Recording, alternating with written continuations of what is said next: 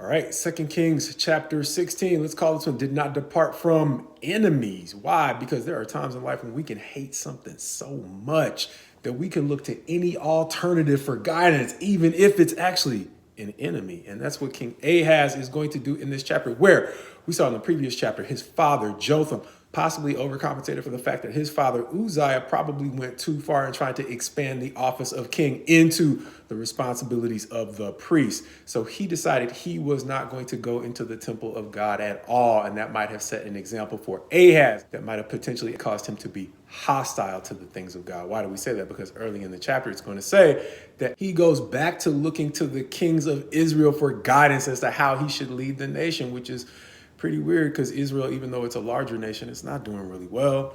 And not only that, he's going to pick up the habits of the people of the land, the Canaanites, the people that Israel is actually supposed to rule over. So whatever was going on with Ahaz and his attitude towards God, it was provoking him to look for guidance in strange places. So ironically enough, even though he was looking for guidance in the ways of the kings of Israel, God is going to give him a chance to see exactly what the kings of Israel think about him as they come knocking and they invade, and God is going to allow them. But they are not going to be able to conquer Judah, even though they have partnered up with the king of Syria. Ahaz, however, is going to be troubled enough that he is going to look to the king of Assyria for help, and he is going to basically submit himself as a servant to the king of Assyria, contracting with him, basically trying to pay him off to go do something to Syria so that they can turn away from their invasion of Judah. And the king of Assyria is going to agree. He's actually going to conquer Damascus, and that is going to take the pressure off of Ahaz, who is going to go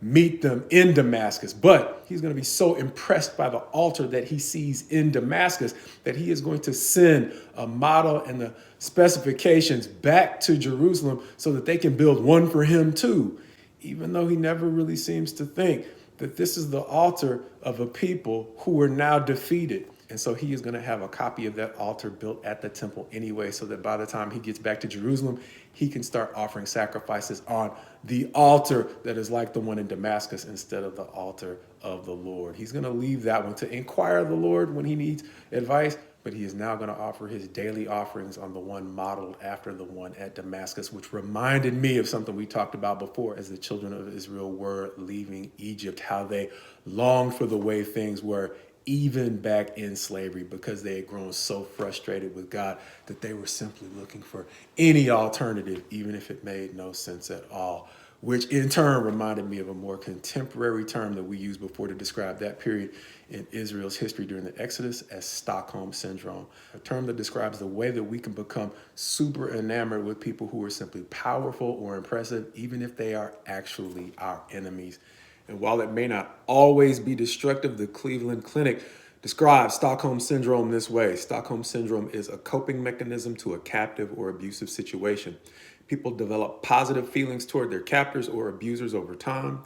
This condition applies to situations including child abuse, coach-athlete abuse, relationship abuse, and sex trafficking. And I'm going to add among others, because it also reminded me of my experience of essentially coming from a colonized people and having lived in a former colony, that sometimes the most devastating effect of colonialism seems to be having a colonized mind, essentially being starstruck and taking your advice from those who are still intent on exploiting you.